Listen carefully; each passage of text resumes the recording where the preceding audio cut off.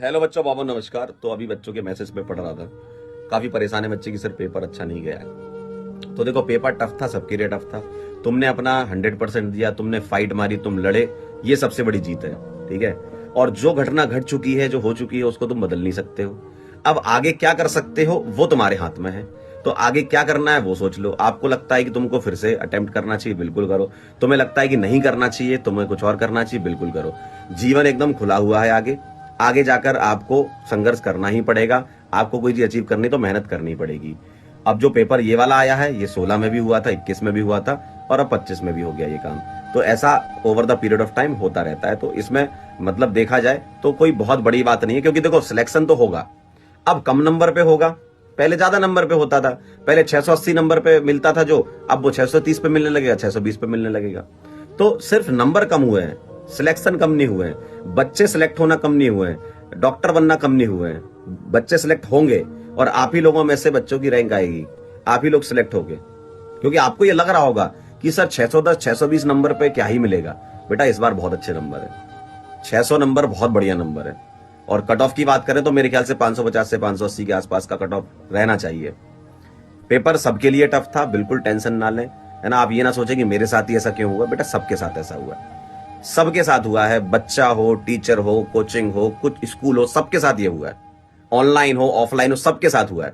कोई ऐसा बहुत ताबड़तोड़ सा काम नहीं हो गया कि कोई पर्टिकुलर जगह का बोले कि नहीं हमारे से आया था। भाई सबके साथ हुआ है यार। ठीक है, तो ये नॉर्मल सी बात है, ऐसा है ना।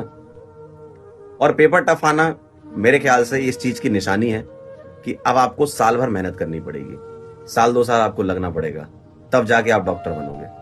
पहले आपको ऐसा लग रहा होगा कि 3 महीने में नीट कैसे क्रैक करें, 10 दिन में नीट कैसे क्रैक करें, तो वो आपके लिए बहुत बड़ी समस्या का विषय है।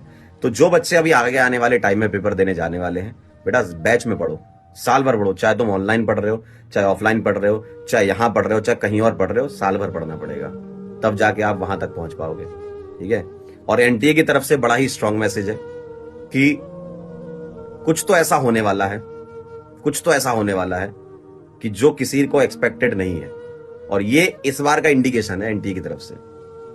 अगर हमने उसको डिकोड कर लिया तब तो ये समझ लो कि बहुत सही खेल हो जाएगा, है ना। मतलब आपने और हमने समझ लिया कि एनटीए किस डायरेक्शन में जा रहा है, तब तो अगले साल आप क्वालिफाई कर जाओगे। अदरवाइज बड़ी दुविधा में फंस जाओगे फिर, है ना। नीट 2025 का पेपर एनटीए ने जैसा बनाया है, आपने 20-25 साल जैसा पीवाईक्यू सवाल आता था, सिर्फ उसको ब्रेक नहीं किया है। आपने एक बेसिक प्रिंसिपल को वायलेट किया। बेसिक प्रिंसिपल ये है कि as a physics, chemistry, bio, PCM student, mathematics उसके सिलेबस में नहीं है। जब उसके मैथमेटिक्स सिलेबस में नहीं है तो इतना मैथमेटिकल लेंदी सेकंड ऑर्डर डिफरेंशियल, लेंदी इंटीग्रेशन, डिफरेंशिएशन, कैलकुलेशन वाले सवाल आप पूछ ही नहीं सकते। चलो आपने 2-3 सवाल पूछ लिए जिसको बच्चा छोड़ देना चाहिए था, लेकिन बच्चा वहां पे पैनिक हो गया, उसमें टाइम लूज कर दिया। बाकी के जो क्वेश्चंस हैं वो इतना लेंदी कैलकुलेशन वाइज टफ है, लैंग्वेज वाइज टफ है, घुमा के सवाल, मल्टी कंसेप्ट सवाल पूछे हैं, अजीब से सिचुएशन हाइपोथेटिकल क्रिएट किए हैं। अब इसमें है 25, 22, 28, 30 क्वेश्चन पीवाईक्यू टाइप है। जैसा पूरे साल पढ़ते हो, यकीन में जैसा मैंने पढ़ा है, आप कर सकते थे सवाल, लेकिन वो सवाल करने में 3-4 मिनट लग रहे थे। वो 1 मिनट वाले सवाल थे ही नहीं। तो आईआईटी एडवांस वाला पैटर्न हो गया कि आप 20 में से 6 सवाल करने। अब बच्चों को ऐसा कंफ्यूजन है कि सर अगले साल भी ऐसा सवाल आया, तो अगले साल भी ऐसा सवाल आया तो आपको 45 में से 45 कभी करने ही नहीं होंगे, कोई कर ही नहीं सकता। आपको सीधा उस पैटर्न पे जाना है कि ये बहुत लेंथी है, टफ है, जे एडवांस टाइप सवाल है 1-2, उसको छोड़ना है। मैथमेटिकली टफ आ रहा है, लैंग्वेज वाइज बहुत लेंथी, उसको छोड़ना है। जो आप बीच बीच में निकाल के कर सकते थे वही कर सकते हो। इस पेपर में भी ऐसा है।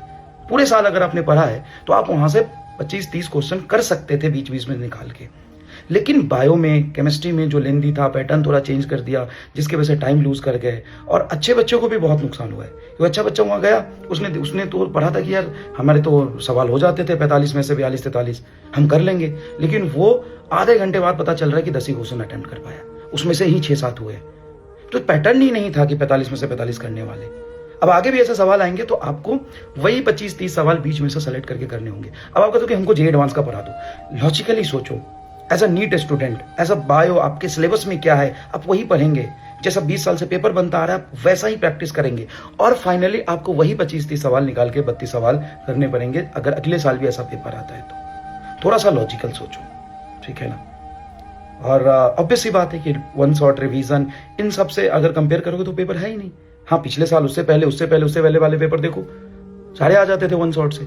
लेकिन ये पूरे साल पढ़ने वाले बच्चों के लिए ही पेपर था, जैसा पेपर उन्होंने बनाया था। मेरे ना काफ़ी टीचर्स के साथ डिस्कशन हुआ पेपर को लेकर के, और काफ़ी ऑफलाइन टीचर्स के साथ भी डिस्कस हुआ, ऑनलाइन में भी डिस्कस हुआ। तो कट ऑफ का जो नंबर निकल के आ रहा है वो नंबर मेरे ख्याल से 530-550 के आसपास निकल के आ रहा है। तो इतना कट ऑफ जाना चाहिए। और बाकी अभी तक जितने भी इंस्टीट्यूट हैं या ऑनलाइन हैं ऑफलाइन हैं, कोई ऐसा बच्चा नहीं मिला जिसके 720 में 720 अभी आ रहे हैं। तो ये है कि टॉपर बच्चा भी अभी नहीं है ऐसा कि जो फुल मार्क्स स्कोर कर रहा है। इसका मतलब है कि टॉपर बच्चे का नंबर जो है लगभग मेरे ख्याल से 680 से 700 के आसपास रहना चाहिए, उसी के बीच में रहना चाहिए। तो अगर ये ट्रेंड ऐसा हो रहा है, इसका मतलब ये है कि अगर आपके 600, 620, 630 ऐसे नंबर हैं तो बहुत सही स्कोर है ये। और कट ऑफ तो वैसे भी 530 से 550 के आसपास रहेगा, उसके ऊपर के मार्क्स सारे ही अच्छे हैं। तो पेपर टफ था, तो टफ पेपर से रैंक नहीं बदलती है, बस नंबर चेंज हो जाते हैं, रैंक तो आपकी कुछ ना कुछ आ ही जाएगी। हेलो एवरीवन, बहुत सारे बच्चों का पेपर बहुत अच्छा होगा, एग्जामिनेशन हॉल से हंसते हुए बाहर आए होंगे। पैरेलली बहुत सारे ऐसे बच्चे होंगे, बहुत मेहनत किया होगा, बहुत पेन लिया, बहुत संघर्ष किया, लेकिन रिजल्ट वैसा नहीं रहा जैसा आपने उम्मीद किया था। बेटा परेशान मत हो, ये कॉम्पिटेटिव एग्जाम है। कॉम्पिटेटिव एग्जाम में बहुत मेहनत करने के बाद भी शायद वैसा रिजल्ट नहीं मिलता जैसा आप सोचते हो। लेकिन किसी भी प्रेशर, किसी भी पैनिक, किसी भी डिप्रेशन, किसी भी दबाव में नहीं आना है। एग्जाम होने से जस्ट पहले ही पटना, कोटा, कानपुर, कई ऐसी जगह से सुसाइड रहे थे। मैंने पहले ही सोचा वीडियो बनाऊं, लेकिन एग्जाम से पहले मैं प्रेशर नहीं देना चाहता था। लेकिन कल से मेरे दिमाग में था ये कि भाई ये कॉम्पिटेटिव एग्जाम है, परेशान मत हो, आगे बहुत मौके मिलेंगे आपको अपने आप को प्रूव करने का। सबकी जर्नी एक जैसी भी नहीं होती।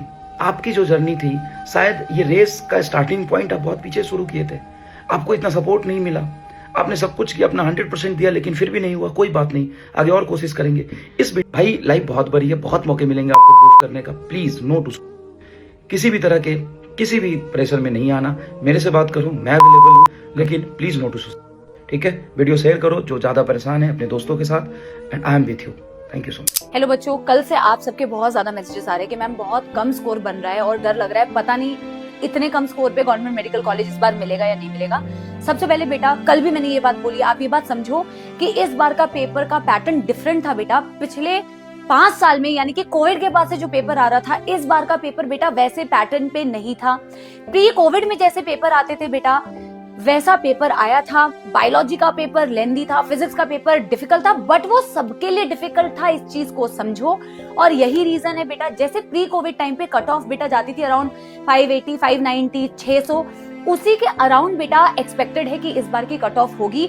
तो आप अपने अभी इस साल के स्कोर को बेटा 2021 से 2024 तक के कट ऑफ से कंपेयर मत करो, क्योंकि वैसा कट ऑफ नहीं होने वाला है। अगर पेपर का लेवल इन्होंने अच्छा रखा है बेटा, तो कट ऑफ भी डेफिनेटली कम होगी। बेटा मैं एक बहुत इंपॉर्टेंट बात करी, क्योंकि इस पॉइंट पे बहुत सारे बच्चों ने बोला कि ma'am botany zoology section separated नहीं था। यस, नॉर्मल ट्रेंड से डिफरेंट था। बॉटनी जूलॉजी के क्वेश्चन मिक्स थे, और नॉर्मली जूलॉजी में 45 क्वेश्चन पूछे जाते हैं, बट बेटा 41 क्वेश्चन पूछे गए। इसमें भी कुछ बच्चे कह रहे थे कि मैम नहीं, एक आधा question ma'am out of NCERT थे। बेटा एक सीलोंग वाला क्वेश्चन था, यस आई कैन अंडरस्टैंड, वो लैंग्वेज एनसीईआरटी में नहीं थी, वो क्वेश्चन सॉल्व करने में आपको दिक्कत हुई होगी।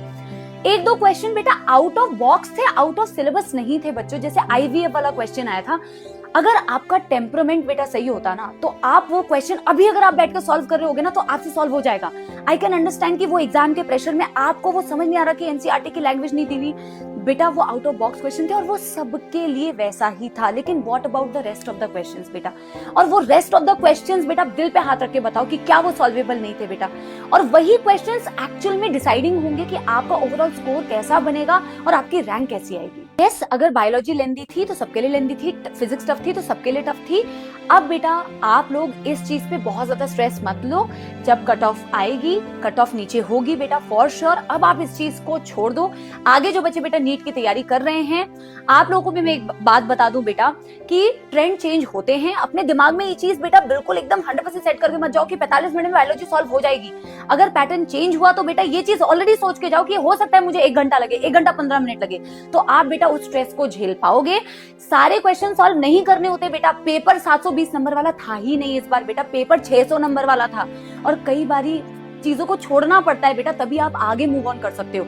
यही इस बार का पेपर बेटा प्रूव करता है। आई होप बेटा कि आप लोग इस चीज को समझोगे और मेहनत करोगे, ना कि बेटा सिर्फ क्वेश्चंस करोगे। दूसरों पे क्वेश्चंस नहीं करने हैं बेटा, आगे बढ़ना है, स्ट्रेस मत लो बेटा और पढ़ाई करते रहो। Throw your hands up if you with it, drop it.